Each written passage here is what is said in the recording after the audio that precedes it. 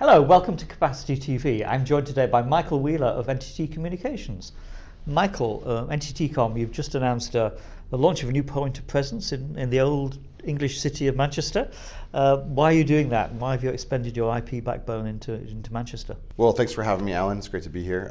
For Manchester, it's kind of been on our radar screen for quite a while. It's certainly been a market that we've looked at a couple different times in the past, and ultimately it just became a situation where we had the right number of opportunities and the right amount of kind of scale going forward to deploy infrastructure there. So the tricky part for us, at least initially, was to make sure that we didn't just have Manchester directly connected back only to London. We wanted to make sure it was connected also into Europe proper as well. So the links there will be between Amsterdam and Manchester, as well as Manchester to London. So to give you resilience. Exactly. Right. Yep. Okay. And a lot of business around there you're seeing? What sort of business are you? Yeah, I mean, I think it's just a bit of a natural evolution of more and more, content and ISPs kind of getting further and further into the edge of the network, so to speak, and so it's a good opportunity to extend into that presence. I mean, in this case, we're locating ourselves in Equinix, and it's the fourth building I believe Equinix has in that city, essentially. So there's certainly a lot of growth that a lot of other parts of the ecosystem are seeing as well. We're halfway through 2018 already. Reflect to me what's happened so far in the year, what you see are the industry trends.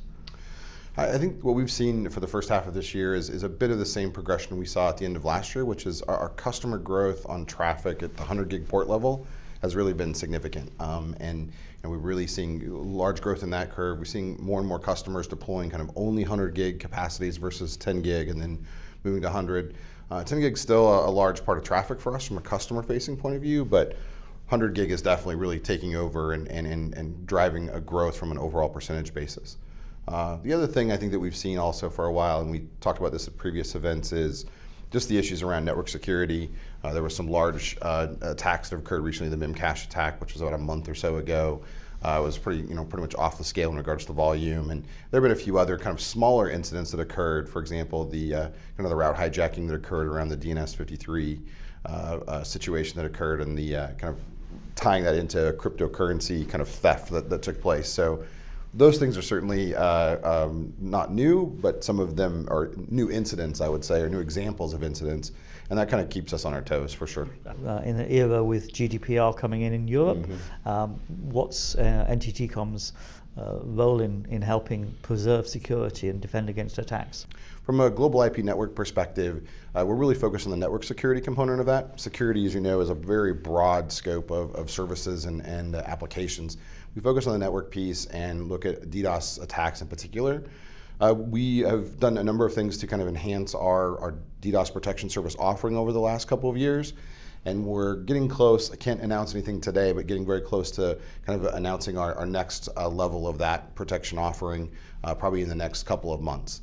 And so that will be a fairly robust, kind of all-encompassing solution for customers. But the options we have today, are kind of everything from just doing black hole routing, which is just a tool that any customer of ours can use, selective black hole routing, and then the various levels of DDoS protection service that we have as an offering. So we're committed to that as a service to our customers, and quite honestly, as a part of our responsibility in being a large network operator globally.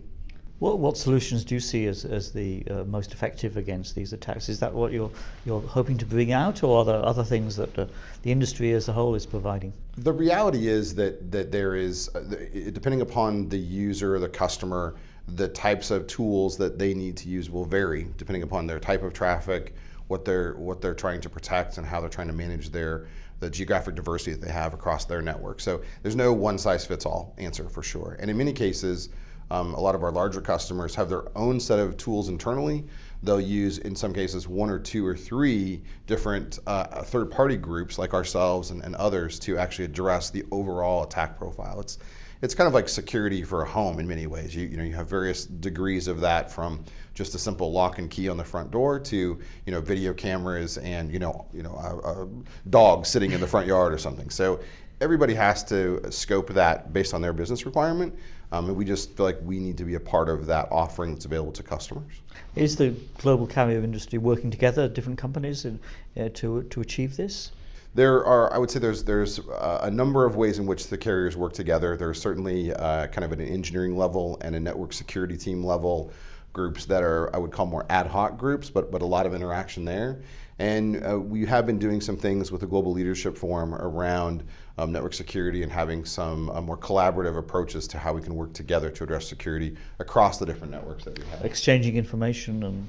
I would just leave it at collaboration. I think that some of it is probably better left unsaid, but certainly I think we all feel a responsibility to communicate and collaborate as much as possible, and do so just within the context of our roles within the broader internet. Finally, carriers seem to be paying more attention to automation to increase efficiency and reduce costs. What is the experience of NTT Com in doing that for its global network? Yeah, we've actually been huge proponents of automation from a network management perspective for a couple decades now. If we go back to our original founding days as a business, what was originally called Vario that NTT acquired back in the late 90s, and we've been doing automation at some level for, again, almost 20 years. For us, it provides a number of benefits. There's certainly just the sheer OpEx cost benefit that we see. But the experience for customers is much better, in our opinion. Not only the experience of the network running on a day-to-day basis, but even when we're doing let's say a router maintenance in a given POP in Manchester, for example, we can, with our automation toolkit we built in-house, we can tee up all of those transfers and migrations that are going to occur in the course of that night, and hundreds of them at a time, and do them within a couple of hours, which in traditional ways, doing it in a more manual basis, could take days and days and days. So that I think from a customer perspective is a much better experience overall. So we use an SDN controller to manage our network, and we've done that for a long time. We continue to build in more and more tools or components of that provide us better visibility in the network.